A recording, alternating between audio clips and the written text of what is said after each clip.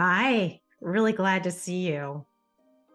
So, we're in the thick of the holiday season, and for me, that can trigger stress, it can trigger anxiety, and it can trigger past trauma really easily.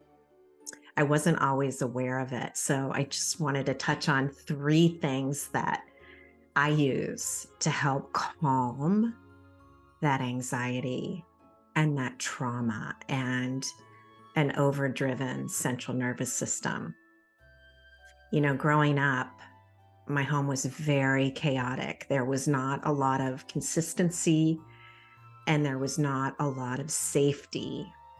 And I found some unhealthy ways to control my anxiety and my trauma. One was to have everything in perfect order because I felt like that would bring control. And another was to find comfort in food, especially sweets. I would do a lot of sneak eating. And a third was to overachieve, to always be the one out there getting attention for grades or making the cheer squad or scoring a goal for the hockey team. Yeah, some kind of achievement. And that spilled over into my adult life. And it took a long time to find tools that could bring instant calm to this seeming never ending wheel of anxiety, this central nervous system on overdrive.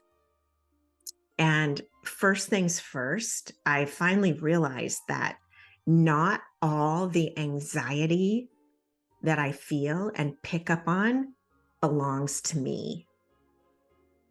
It's something that I never realized. I just would get up and have this sensation, and it was anxiety and fear about the day or the next moment or some detail. And what I didn't understand was that may not be my anxiety, and it would be a good idea to return it to sender. So that's the first tip. Check in with yourself.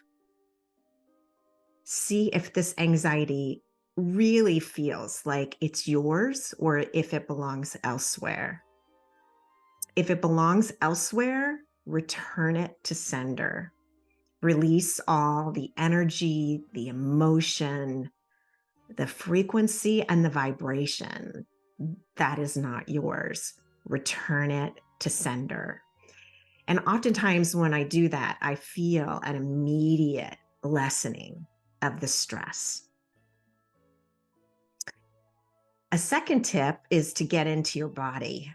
And oftentimes as a child, I would split out of my body because the trauma for me, the arguing between family members or the chaotic energy or the ominous feeling that something horrible was going to happen, it would make me so fearful. I would literally split from my body and I could feel myself watching from the corner of the room.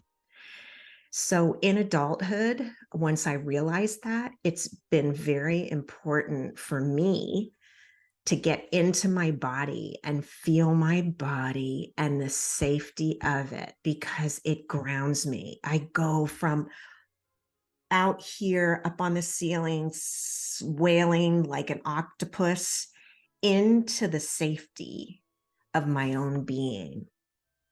And how I do that is by noticing my breath and then feeling my arms and my legs, literally, where are they? And feeling them.